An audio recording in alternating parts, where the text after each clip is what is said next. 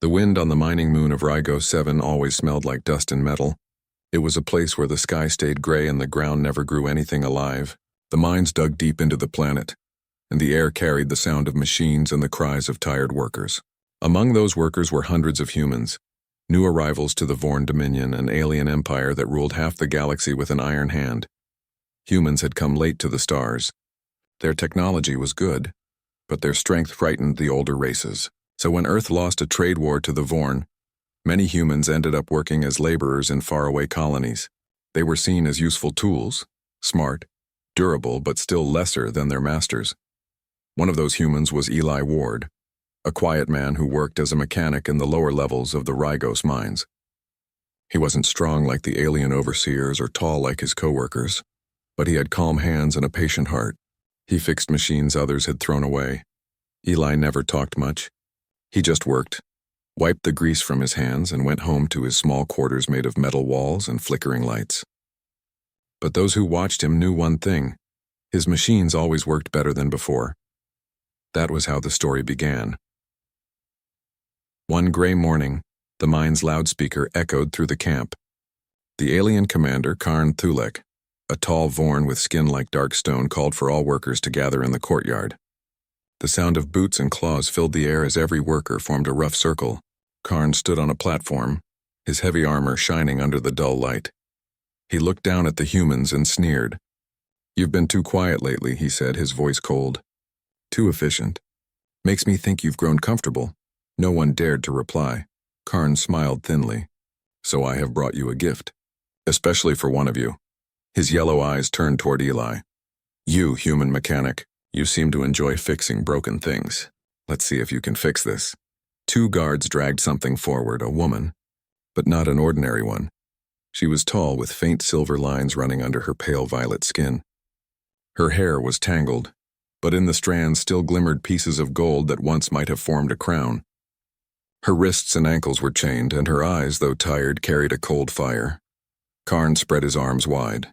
"Behold the fallen queen of the Elindra, Queen Sarath. Once ruler of 1,000 systems, now a slave." Gasps and murmurs spread through the crowd. Even the aliens stepped back. The Elindra had been known across the stars as proud and noble beings, wise but distant. No one had ever seen their queen in chains before. Karn's smile widened. "And since you humans love to pity the weak, I thought I'd give her to one of you as a companion." He looked at Eli with a cruel smirk. "You like to repair things, human? Let's see if you can repair a broken queen." The crowd laughed. The aliens, especially the Vorn soldiers, found it hilarious. Some humans looked down, ashamed. Eli didn't laugh. He stepped forward slowly, his face calm, though his heart beat hard in his chest. He looked at the woman, the queen, and then at Karn. "And if I refuse?" he asked quietly. Karn leaned closer, his sharp teeth glinting. "Then she dies where she stands." There was silence. Eli nodded once. "Then I'll take her." The laughter stopped for a second. No one expected that answer. Karn looked surprised, then shrugged. "Fine, she's yours, human. Let's see how long before she bites you." He turned away and left, the soldiers following behind. When the crowd broke apart, Eli was left standing with the fallen queen beside him. She didn't speak or look at him. Her head stayed bowed, her hair hiding her face. He didn't touch her chains. He only said, "Come on, you'll freeze out here." He led her to his small quarters, a single metal room with a bunk, a workbench, and a small heating unit that buzzed softly. He gave her the only clean blanket he had, and a container of warm water. She stared at it, then slowly took a sip. For a long time, she said nothing. Then her voice came, quiet but proud. "Why did you take me? You could have let them kill me." Eli shrugged and sat on the floor near his workbench. "Didn't seem right," he said. "I don't like seeing things thrown away." Her eyes narrowed. "Do you think I'm some broken tool to be repaired?" He shook his head. "No, just someone who's been through too much." That made her pause. No one had spoken to her like that since before her fall. She looked at the small heater, at the soft hum of the tools on his bench, and at the human who sat cross-legged on the floor, cleaning a broken coil with quiet focus. For the first time in years, she didn't feel like shouting. Hours passed in silence. Outside, the wind screamed across the barren ground. Inside, Eli repaired an old light panel and replaced a wire with care. When it lit up again, Sarath watched in surprise. He smiled faintly. Sometimes it's not the parts that fail, just the connection. She didn't answer, but her eyes softened slightly.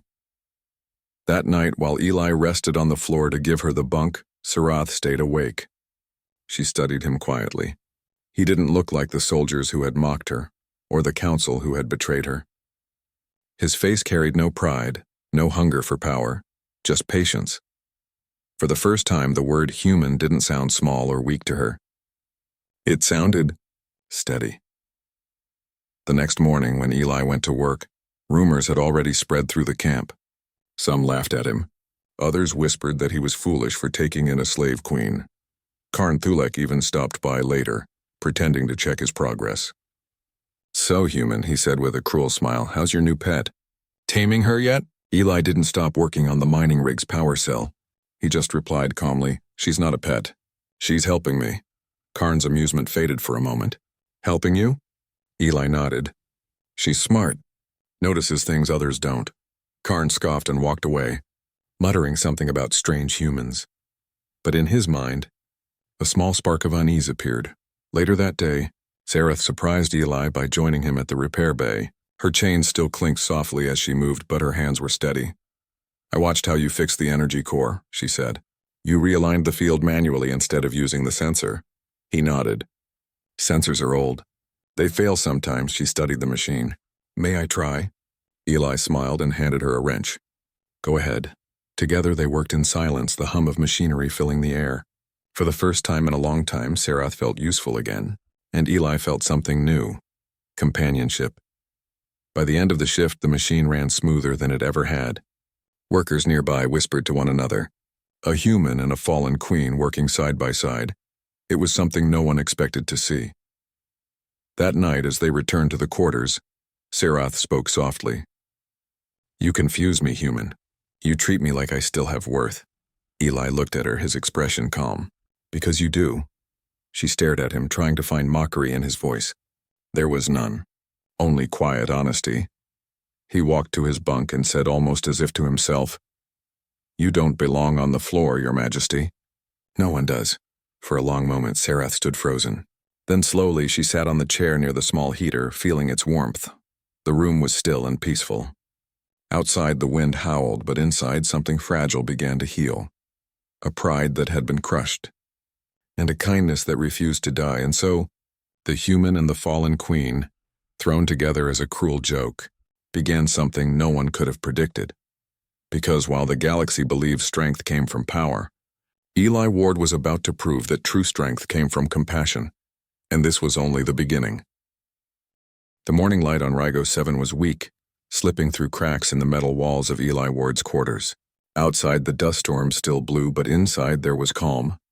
For the first time in weeks, Queen Sarath felt a little warmth in her bones and a little trust in the world. Eli sat at his workbench, cleaning tools and quietly humming a tune he had learned from his homeworld. The machines around him clanked and hissed as if alive. Sarath watched him for a long time, leaning back on the chair near the heater. She had expected him to be ordinary, a weak human who followed orders and feared the Vorn. But he was different. "You seem calm," she said softly, her voice hesitant. "Even with the Dominion so close, even with me as your companion." Eli looked up at her, wiping grease from his hands. "I fix things," he said simply. "Machines, problems, people sometimes." "Calm is part of the job," she frowned. "People, do you mean me?" He shrugged lightly. "Everyone has something broken inside them. Some just show it louder."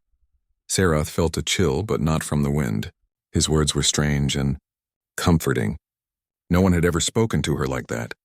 Not the Alindra Council, not the Vorn, not anyone. She had been treated as a weapon, a prize, or a pawn. Now the human looked at her like she was a person. "Why help me?" she asked, her pride and suspicion battling in her chest. Eli paused. "Because it's right," he said simply. "You shouldn't be left to suffer." "No one should." For a moment, Sarath stared at him, her violet eyes wide. "No one has ever cared." Eli returned to his work quietly, tightening a loose bolt on the repair bay's generator. "Then maybe it's time someone does." She watched him move with patience and skill, turning his hands carefully over the machine. Something in her chest softened. a small crack appearing in the wall around her heart. Pride told her to leave, to refuse, to rise above the human. But curiosity, a strange new feeling, made her stay. Over the next few days, Sarath began to join Eli during his work. At first, she simply observed, silent and cautious. But slowly, her hands moved to help him, holding wires or turning wrenches. Her intelligence and training were obvious. Her fingers worked with precision, and her mind spotted flaws Eli had missed. "You have a natural way with these machines," she said one evening, adjusting a panel he had been struggling with. "Most humans are clumsy." Eli smiled faintly. "Machines listen when you treat them right. People are the same sometimes." Sarath didn't answer immediately. She thought of her Elindra council, how they had mocked and betrayed her. They had taught her that strength was power, and kindness was weakness. But this human, he was strong yet kind. His heart did not fight with pride or ambition. It simply existed. Rumors in the camp began to spread. Other humans whispered about the strange pair, working side by side, the fallen queen helping the human mechanic. Some of the aliens laughed and mocked them, but others watched with quiet curiosity.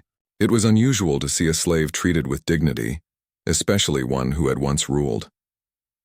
One evening, as dust swirled outside, Sarath broke her silence. "Tell me about your people," she said. "Humans, you're different from the Vorn, different from anyone I have met." Eli paused, sitting on a low stool, and looked at her. "We were once free," he said softly. "Our world wasn't perfect, but we had homes, families, and choices. Then the wars came and our people scattered. Some were captured. Some escaped. Most are working in places like this now." Sarath frowned. "Captured? By the Dominion?" He nodded. "Yes, but humans survive. That's what we do, we adapt. We keep moving forward even when everything seems lost." She studied him. His words were simple, but there was power in them. Not the power of weapons or armies, but the power of hope. And hope was something she had not felt in a long time. The next day, Eli led her to a quiet area of the lower mines. The walls were lined with old machinery and half-broken drones. "I thought you might like to see this," he said. "It's what I fix when no one else has time. Most people think it's useless, but it's important. Every small piece matters." Sarath moved among the machines, touching panels and wires, feeling a sense of purpose she hadn't known since before her fall. "You make small things matter," she said, "even when the rest of the world ignores them." Eli shrugged. "That's how humans survive. Every small thing counts." For the first time, Sarath laughed, a soft, gentle sound. It surprised her. She hadn't laughed in years. Not since her betrayal, not since her capture. She realized that being with this human made her feel alive. Weeks passed. Eli and Sarath worked together daily. They repaired mining drones, power generators, and old vehicles. But it wasn't only machines that were being repaired. Slowly, the camp began to change. The humans who had once whispered in fear now watched them with hope. The Elindra and other slaves began to help in secret, inspired by the quiet courage of the pair. The Vorn, however, did not notice immediately. They were confident in their control. But whispers of a human helping the queen spread through the lower levels. Guards began to report unusual teamwork among the slaves, strange smiles and laughter.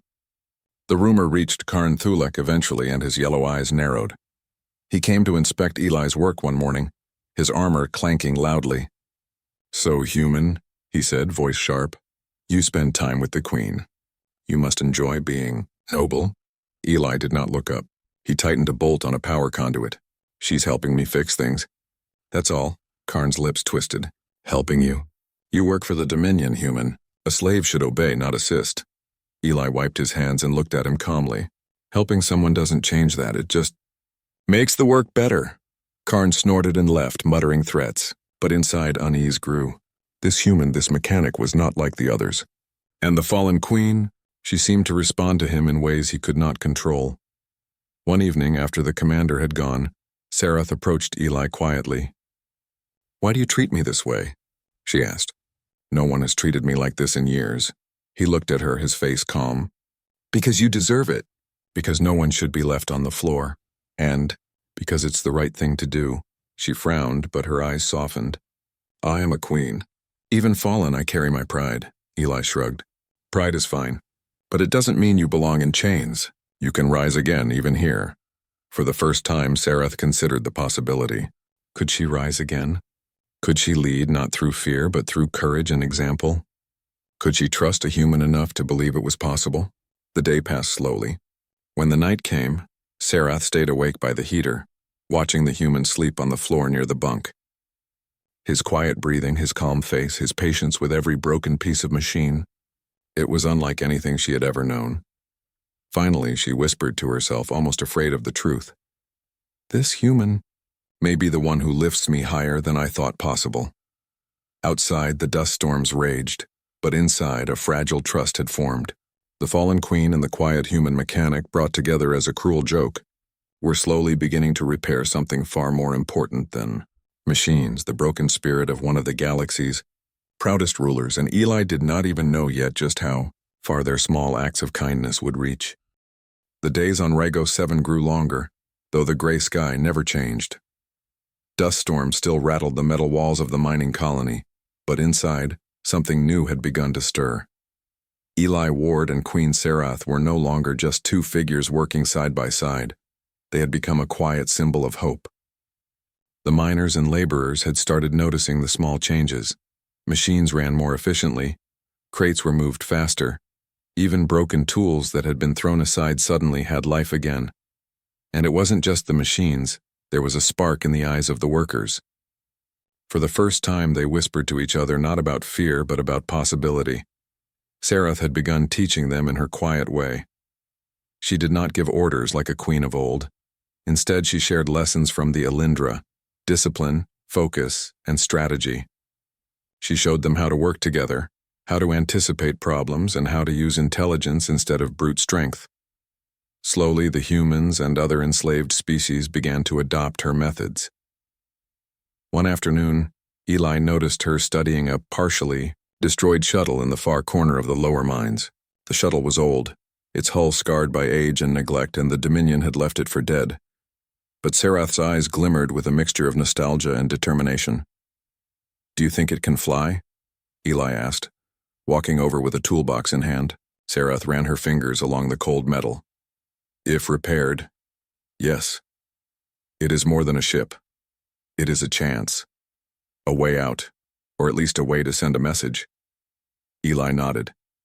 "Then we'll fix it."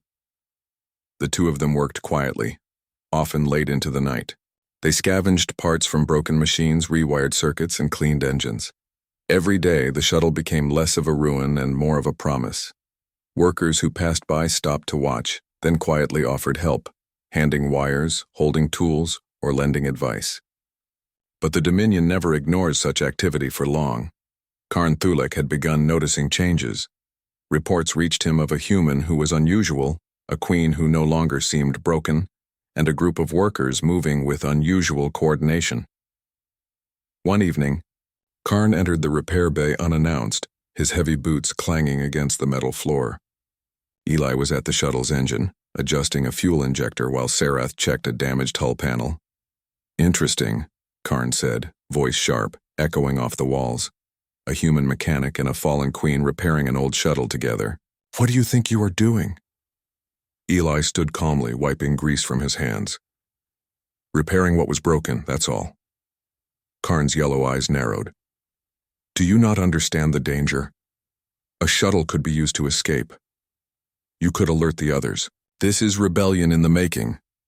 Sarath's voice was steady, though her eyes glimmered with defiance. "And if it is? Should we not try to survive rather than remain broken and afraid?" Karn laughed coldly.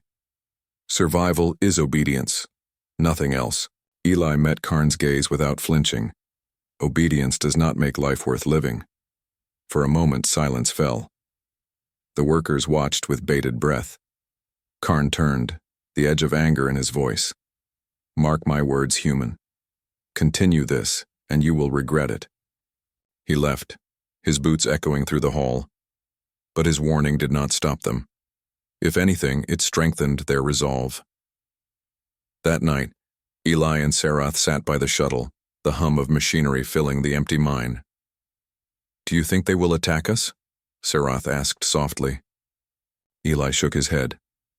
"They might, but it will take more than fear to stop people who want freedom." Sarath nodded. The words felt strange but powerful. "I have led armies once. I have seen betrayal and weakness. But you make people believe again." Eli smiled faintly. "You make me believe too, that even broken things can be repaired." Over the next week, the repair work became a covert effort in rebellion. The workers who had quietly watched began to participate. Humans taught other species to work machines, to set small traps, and to communicate without alerting the Vorn guards.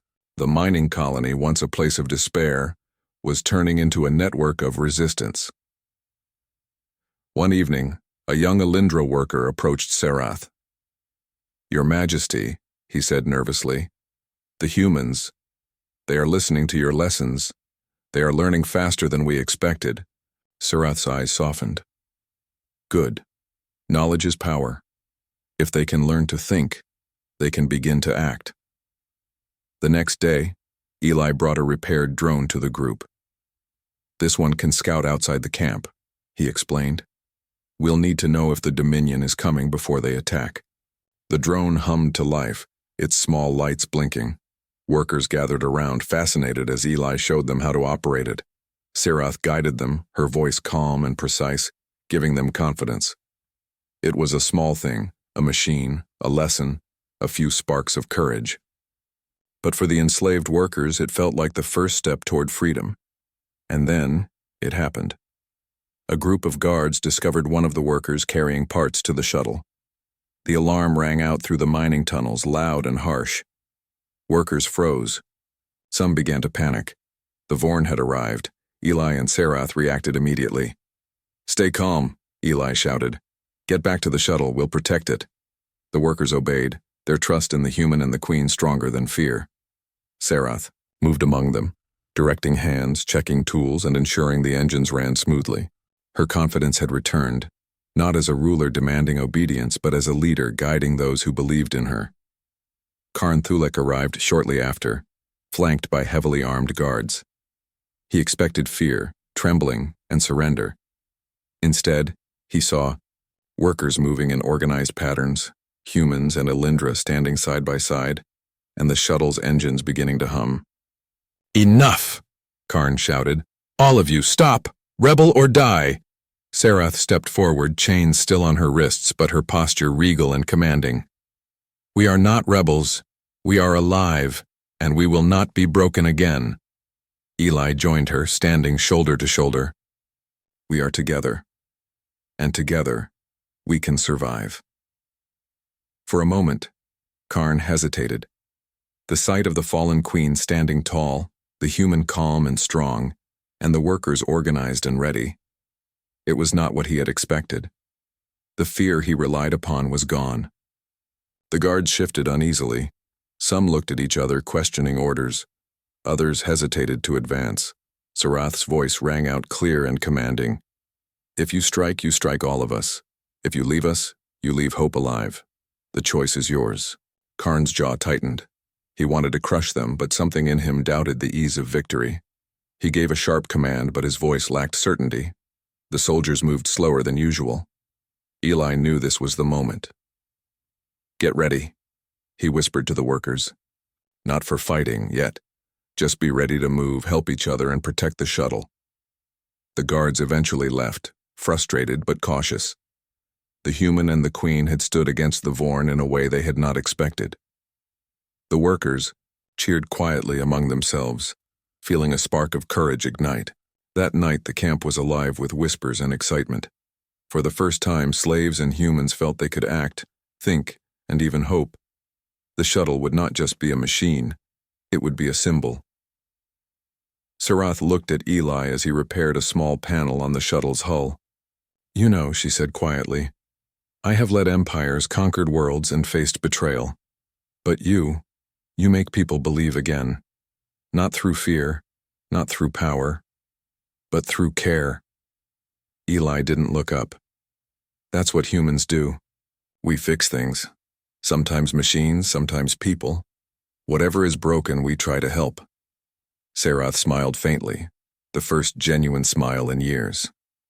"Then perhaps it is time I learn from humans. Perhaps pride is not only about strength, but about lifting others." Eli glanced at her, a spark of admiration in his eyes. It already is. You just didn't know it yet. Outside, the dust storms raged, hiding the stars. Inside, the camp hummed with quiet determination. The spark of rebellion had been lit, not with fire or weapons, but with trust, hope, and courage. And for the first time in a long time, Queen Serath felt the stirrings of a new beginning. The human had shown her that even the fallen could rise, and the colony, once a place of despair, was now a place of possibility. The first battle had not been fought yet, but the war for hearts and courage had begun. The sun never truly shone on Rigo 7. Its gray light filtered through endless dust storms, casting the mining colony in a dull, shadowed haze. Yet inside, the spirit of the workers was brighter than any sun could be. Eli Ward moved through the lower levels with quiet purpose. Machines hummed along the corridors, newly repaired, newly alive. The workers followed him and Queen Serath like a small army of hope. Each of them had been beaten down by fear, exhaustion, and the cruel rules of the Vorn Dominion, but together, they were starting to believe that freedom was possible. The shuttle, now almost fully repaired, gleamed faintly under the weak lights. Its engines purred and the once broken hull shone as though ready to pierce the darkness. Workers carried supplies, repaired minor damages, and organized quietly under the guidance of Serath and Eli. The fallen queen moved among them with a grace that reminded everyone of her former glory. Yet she no longer demanded obedience, she inspired it. Eli approached her as she checked a drone, her violet eyes scanning carefully. "We're ready," he said softly. "If the Dominion finds out now, we'll need every hand." Serath looked at him, a flicker of pride and determination in her gaze. "Then let them come. We are no longer broken." It was not long before the Vorn realized something was amiss. Reports came quickly. Humans and other enslaved species were moving in ways that suggested coordination, not panic. Karn Thulek, the Vorn commander, strode through the corridors, his massive frame intimidating as always. His yellow eyes burned with anger. "Where is the human?" Karn demanded. "Where is the queen?" Guards answered cautiously, describing workers organizing and repairing machines. Karn's jaw tightened. He had expected obedience. He had expected fear. Instead, he found unity. By midday, he decided to act. He ordered a group of elite guards to storm the lower levels and seize Eli and Serath. But when the guards advanced, something unexpected happened. The workers did not scatter. They did not tremble. They stood together, following the instructions Serath had given them over the past weeks. A young Elindra miner held a makeshift barricade while humans operated repaired drones overhead, signaling movements to each other. Even the smallest workers, who had been terrified a week ago, now moved with precision and courage. Serath stepped forward, chains still clinking softly with each movement. "Leave them alone," she said. "We are not weak. You may take us if you wish, but you will not crush hope." Karn's eyes narrowed. "Hope is meaningless. Obedience is everything." Eli, standing beside Serath, tightened his fists. "Then you do not understand humans or anyone who refuses to stay broken." The first clash began in silence. Workers used tools, drones, and machinery to block corridors and protect the shuttle. Guards moved in carefully, only to find themselves trapped in narrow tunnels and flanked by those they had once considered weak. Eli's engineering skills allowed them to rig minor traps, not deadly, but enough to slow the soldiers and force them to retreat. Serath guided the workers with calm authority. She did not shout commands or demand loyalty. She reminded them of what they had learned: teamwork, awareness, and courage. Every move was calculated, every step organized. Slowly, the Dominion soldiers began to falter. A human worker, holding a small drone in his hands, whispered to his friend, "This is like she taught us. Every piece matters. Every move matters." The drone swooped low, signaling an empty hallway, and the workers moved quickly to fortify their position. Serath and Eli exchanged a glance, a silent understanding passing between them. Karn, seeing his forces slow, grew frustrated. He moved to strike directly, intending to seize Serath and Eli himself. But before he could act, the workers moved decisively. They blocked access points, guided by signals from the repaired drones. The shuttle engines hummed, ready, as though sensing the moment had come. Serath's voice rang clear, commanding, yet calm. We are stronger together. No one stands alone, Eli added quietly. Trust each other. You've all learned how. Now act. The workers surged forward, guiding Karn's soldiers into narrow spaces where their size and armor became disadvantages. Guards fell back, confused and frustrated. They had not expected a human to lead, nor a fallen queen to rise. They had expected submission, but instead they faced unity. At the heart of the colony, Eli and Sarath led the effort. Workers moved as one under Sarath's careful commands. Drones scouted ahead, machines blocked paths, and the repaired shuttle stood ready, a beacon of hope. Finally, Karn confronted them directly. He towered over Eli and Sarath, his voice booming. You dare defy me? Sarath did not flinch. She lifted her chin, chains clinking, her presence commanding respect. I was called fallen, she said, thrown down by those who betrayed me.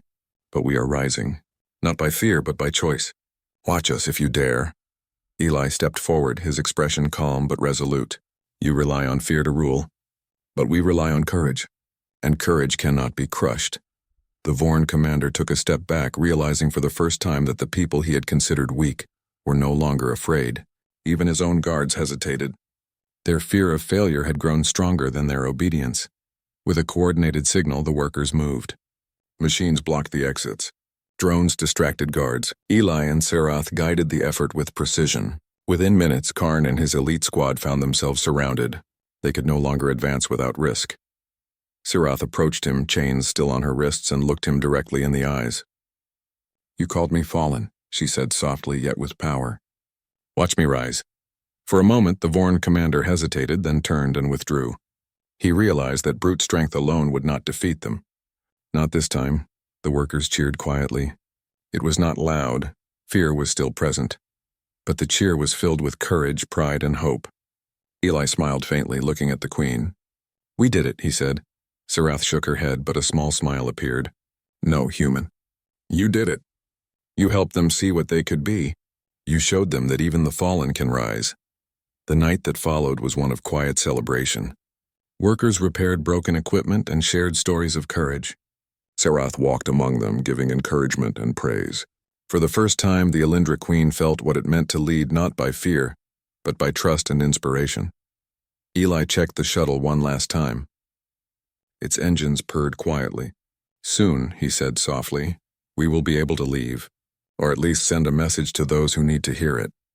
Sarath placed a hand on his shoulder, a message of hope, that even when fallen one can rise, that even when oppressed one can fight back, and that even the smallest acts of courage matter. Eli nodded, feeling the weight of their task but also the strength of their small army of hopeful workers. The Dominion would not forget this day. It was the day the fallen rose, guided by a human and a queen. Outside, the dust storms continued to rage, but inside, the camp was alive. Broken machines were repaired.